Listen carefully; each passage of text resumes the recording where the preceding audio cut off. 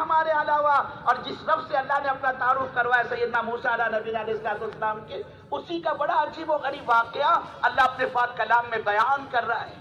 اللہ کے نام قصے اور کہانی نہیں سناتے، ہم نے ان واقعات کے عبرت کی اور نصیحت کا سامان تیار کیا کہ یہ تو ابھی ماں کے پیٹ میں ہے، ابھی تو پیدا بھی نہیں ہے سیدنا موسیٰ علیہ نبی علیہ السلام، اور جب نجومیوں نے خبر دے دی وقت کے ظالم بادشاہ کو کہ تیری حکومت میں بنی اسرائیل میں ایک بچہ پیدا ہوگا جو تیرا تخت اور تاج اور حکومت اور سلطنت سب کو تہس نہس اور تباہ اور برباد کر کے چھوڑے گا۔ اب وہ فرعون جو خدائی کا دعویٰ کرتا تھا انا ربکم الاعلیٰ، اللہ نے ایسی صحت دیکھی اس کو کہ 40 دن میں ایک مرتبہ بیت الخلا جاتا تھا قضاء حاجت کے لیے۔ جب اس کو خبر کو سنا، اب دن میں 40 مرتبہ روٹے لے کر بھاگنا شروع کرتے، راتوں کی نیندیں اس کی حرام۔ یہ کون ہوگا وہ میری حکومت میں پڑے گا اور مجھ سے مقابلہ کرے گا اور میرا ملک مجھ سے چھین کر مجھ کو ہلاک اور برباد کر دے گا؟ راتوں کی نیندیں حرام ہو گئی اس کی۔ اس نے پارلیمنٹ کا اجلاس بلایا، سارے چودھری سارے وزراء کو جمع کیا، اس کی میٹنگ ہوئی کہ یہ بات ہم تک پہنچی ہے اور اس سے کیسے نمٹا جائے۔ بات چلی، آخر بات اس نتیجے پر پہنچی، یہ جو بنی اسرائیل خاندان ہمارے یہاں آباد ہے، ہم اپنا آدمی ان کے گھروں پر مقرر کرتے، جہاں جس بنی اسرائیل کی عورت کو لڑکا پیدا ہو فوراً اس کو قتل کر دیا جائے، اور لڑکی پیدا ہو تو چھوڑ دو اس کو اس کے حال پر۔ پھر ان کی پارلیمنٹ میں یہ قانون پاس ہوا۔ اس قانون کا پاس ہونا تھا بزرگوں، اس ظالم نے نہ جانے کتنے ہزاروں بے گناہ معصوم بچوں کو موت کے گھاٹ اتارا، اور وہ اللہ ہے میرے بزرگوں۔ ادھر سیدنا موسیٰ علیہ نبی علیہ السلام کے والدہ محترمہ پریشان، اے اللہ یہ کیا مصیبت، یہاں تو جس مائی کے بچہ پیدا ہوتا ہے اس کی تو گردن اڑا دی جاتی ہے، اگر مجھے بچہ پیدا ہوا تو میرے بچے کا کیا بنے گا؟ لیکن چونکہ وہ اللہ ہے، اللہ فرما رہے ہم نے اپنی بندی کے دل میں یہ بات ڈالی، فَأَوْحَيْنَا إِلَىٰ أُمِّ مُوسَىٰ أَنْ أَرْضِعِيهِ۔ ارے آپ تو ماں ہو، آپ تو ماں ہونے کا رول ادا کیجئے، ماں ہونے کا کردار ادا کیجئے۔ ماں کی کیا ذمہ داری ہے؟ بچے کو دودھ پلانا، انرجی، آپ تو اپنا کام کرتے جائیے۔ فَإِذَا خِفْتِ عَلَيْهِ فَأَلْقِيهِ فِي الْيَمِّ وَلَا تَخَافِي وَلَا تَحْزَنِي إِنَّا رَادُّوهُ إِلَيْكِ وَجَاعِلُوهُ مِنَ الْمُرْسَلِينَ۔ آخر ماں تو ماں ہی ہوتی ہے نا۔ فرمایا جب تمہیں ڈر لگے، گھبراہٹ ہو کہ اب تو کوئی فرعون میرے گھر میں داخل نہ ہو جائے، میرا بچہ گود سے نہ چھین لیا جائے اور پھر اس کی گردن نہ اتار دی جائے، اللہ کہہ رہے وہ کیا مارے وہ کیا کرتے، ہماری بندی تم تو اپنے بچے کو دودھ پلاتے رہے، لیکن جب تمہیں خطرہ محسوس ہو تم فوراً صندوق تیار کر کے بچے کو صندوق میں رکھ کر دریا کے بہاؤ میں بہا دینا۔ او اللہ سبحان تیری قدرت، میں تو ایک طرف اپنے بچے کو موت کے منہ سے بچانا چاہ رہی ہوں اور آپ کا حکم کہ اس کو پانی میں دریا کے بہاؤ بہا دیا جائے۔ اللہ فرما رہے ہو ہماری بندی لا تخافی ولا تحزنی، گھبرانے کی اور فکر کرنے کی ضرورت نہیں، ہماری عزت کی قسم اس بچے کی حفاظت کی ذمہ داری ہم لیتے ہیں، اور اس بچے کی ہم حفاظت ہی نہیں کریں گے بلکہ تاج نبوت کے ساتھ اس کو واپس کریں گے۔ ماں کو قرار آ گیا، ماں کو اطمینان ہوا کہ چلو خطرہ ٹل گیا، اللہ نے حفاظت کا وعدہ کر دیا۔ ماں نے دودھ پلانا شروع کیا، لیکن جو ہی سیدنا موسیٰ علیہ نبی علیہ السلام کے والدہ محترمہ نے خطرہ محسوس کیا، اے وہ یہ تو فرعون کی گشت کیوں بڑھ گئی ہمارے بستی میں، کہ ایسا تو نہیں کہ انہوں نے گھر گھر میں تلاشی شروع کر دی ہو، کہ ایسا نہ ہو کہ میرا بچہ ان کے ہاتھ لگ جائے اور وہ اس کو موت کے گھاٹ اتار دے۔ اور میرے بزرگوں ہوتا وہی ہے جو اللہ چاہتے، بندے کی چاہت کو کوئی دخل نہیں ہے۔ یا وہی ہوا، سیدنا موسیٰ علیہ السلام پیدا ہوئے، ماں کی فکر ماں کی گھبراہٹ بڑی ہوئی ہے۔ جیسے ہی ماں نے خطرہ محسوس کیا صندوق تیار کیا اور اس بچے کو صندوق میں رکھ کر دریا کے بہاؤ میں اس صندوق کو بہا دیا، اور ساتھ میں اپنی جو بیٹی تھی ہمشیرہ حضرت موسیٰ علیہ السلام کی بہن، اس سے کہا کہ بیٹی اس صندوق پر تم نگاہ رکھنا اور دیکھنا یہ صندوق جاتا کس طرف کو، مشرق کی جانب، مغرب کی جانب، شمال کی جانب، جنوب کی جانب۔ اب اس صندوق نے بہنا شروع کیا اور بزرگوں صندوق ایسی جگہ جا کر اٹکا پہنچا جہاں سے بچے کے قتل کا قانون پاس ہوا۔ سامنے بادشاہ کا محل ہے اور یہ دریا بہہ رہا ہے اور یہ پانی کی لاٹیں، پانی کی موجوں صندوق کو بہا کر بادشاہ کے محل کی دیوار سے ٹکراتی ہے، اور پھر وہ ٹکرا کر دوبارہ پیچھے کی طرف بڑھتا ہے، پھر دوسری لہر اس کو آگے بڑھاتی ہے اور وہ دیوار سے ٹکرا کر پھر پیچھے کی طرف آتا ہے، گویا وہ محل کے ارد گرد وہ ہچکولیاں کھانے لگا وہ صندوق۔ اب وہ جو بزرگوں محل کے نگران تھے، چوکیدار تھے، انہوں نے دیکھا بادشاہ کے محل کے ارد کوئی چیز پانی میں تیر رہی ہے۔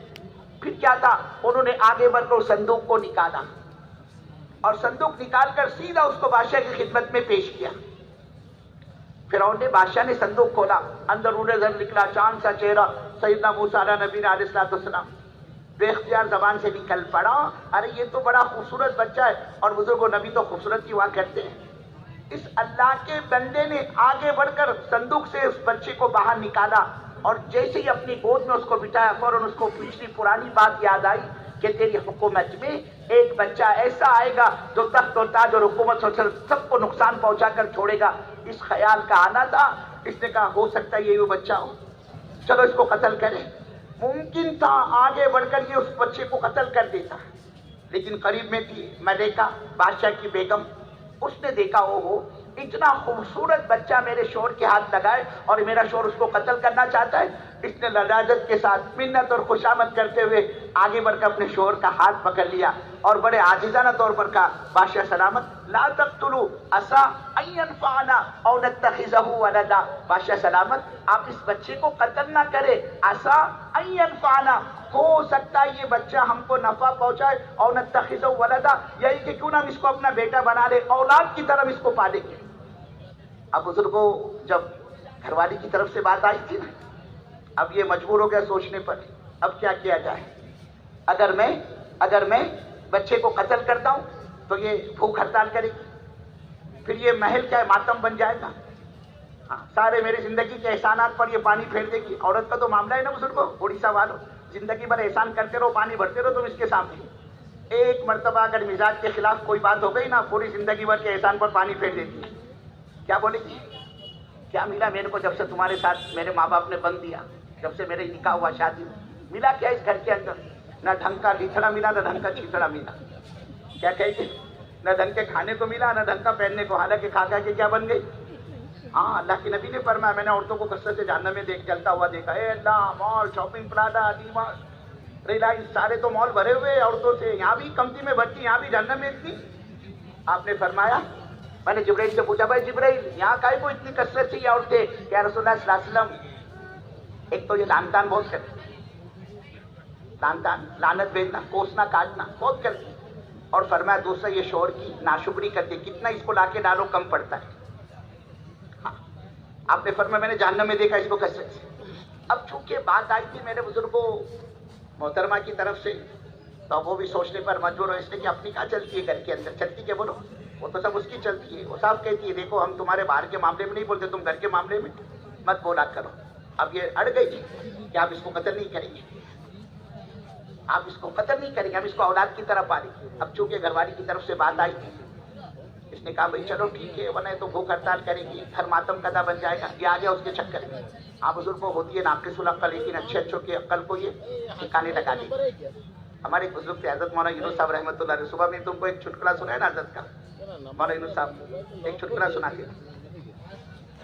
मछली को शिकार के अंदर बड़ी खूबसूरत मछली हाथ देखी, वाकई वो मछली बड़ी खूबसूरत थी। मछली ने सोचा कि इस मछली को अगर मैं बाजार में बेचूंगा, 4 आने 8 आने रुपये से ज्यादा कोई देने वाला नहीं अपने को।